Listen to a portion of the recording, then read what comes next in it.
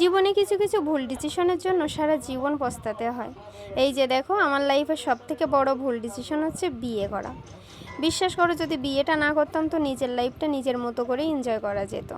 এখন বিয়ে করে তারপরে বেবি হওয়া, ঠিক আছে, সব কিছুই ঘোরের ভিতরে হয়েছে, কিন্তু এখন যখন বাস্তবতাটা বুঝতে শিখেছি, এখন মনে হয় যে না, এগুলো সব কিছুই ভুল। এগুলো আসলে বিয়েটা একটা স্ক্যামের মতো, মেয়েদের সাথে একটা স্ক্যাম এটা শ্বশুর বাড়িতে। ঠিক আছে, আমরা মনে করি যে হ্যাঁ, বিয়ের ভিতরে মনে হয় অনেক কিছু। বিশ্বাস করো, কোনো প্রকার সুখ শান্তি কিচ্ছুটি নেই বিয়ের ভিতরে। এটা শুধুমাত্র মেয়েদের সাথে একটা স্ক্যাম করা, যে হ্যাঁ, পড়ালেখা শিখে এসেছো, কিন্তু তোমার কাজ হচ্ছে তুমি রান্না বান্না করবে, ঘর গুছাবে, সারাক্ষণ তুমি ঘরের ভিতরেই বন্দি থাকবে। ঠিক আছে, তোমার এর বাইরে আর কোনো জগৎ নেই। কিন্তু আমার শ্বশুরবাড়ির অবস্থা কি? হ্যাঁ, আমার হাজব্যান্ড আমাকে পড়তে বলে, তুমি পড়ো, তোমার যা খুশি তুমি তাই করো, কিন্তু সময়টা কোথায় ভাই?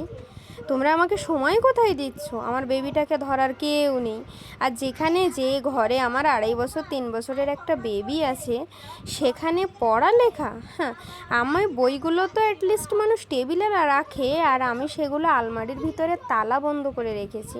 শুধু ছিঁড়ে ফেলবে। দামি বই, চাকরির যে বইগুলো কিনেছি, বইগুলো তো বেশ দামি, তাই না? তো সে বইগুলো আমি কি করেছি, সব আলমারির ভিতরে ঢুকিয়ে, ওই যে দেয়াল আলমারি দেখছো, ওই আলমারির ভিতরে ঢুকিয়ে সব তালা মেরে রেখেছি আমি। কারণ ওগুলো ব্যবহার করা পসিবল নয়, আর বের করাই পসিবল নয়, কারণ আমার বেবি প্রচণ্ড বই টই ছিঁড়তে পছন্দ করে। ও যে কয়টা বই কিনে দেওয়া হয়েছে, ও প্রত্যেকটা বই ছিঁড়ে টুকরো টুকরো করে ফেলে দিয়েছে। ঠিক আছে, আমি ওর সামনে বইটা বের করতে পারি না। আর হয়তো তোমরা বলবে যে হ্যাঁ, তাহলে বেবি যখন ঘুমায় তখন, ও সারা দিনেও ঘুমায় না, ও সারাটা দিন ঘুমায় না।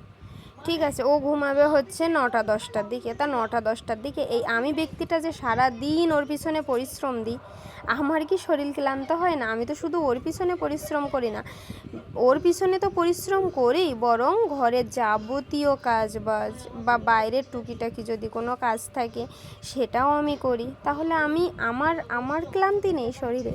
আমার তো তখন ঘুম পায়, আমি তখন ঘুমাতে পছন্দ করি। কারণ আমি যখনই দেখেছি রাত্রে আমি বইটা ধরেছি, আমার 5 মিনিটের ভিতরে আমার চোখ ধরে যায়। আমি যদি ওই সময় না ঘুমাই, আমার সাথে সাথে মাথাটা ব্যথা করবে। ঘুমটা মাস্ট, আমার ওই সময় ঘুমাতেই হবে।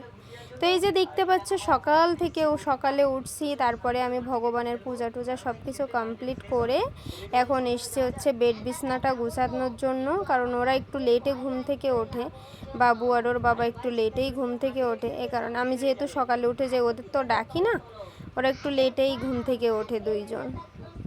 তো ওরা উঠলো, তারপরে আমি ওদের নাস্তাপাতি দিলাম, ওরা খাওয়া দাওয়া করলো। এরপরে আমি এসেছি বেড গুছাতে, কারণ আমার বিছনাটা না ঠিকঠাক মতো না গুছালে আমি সারাটা দিন একটুও শান্তি পাই না।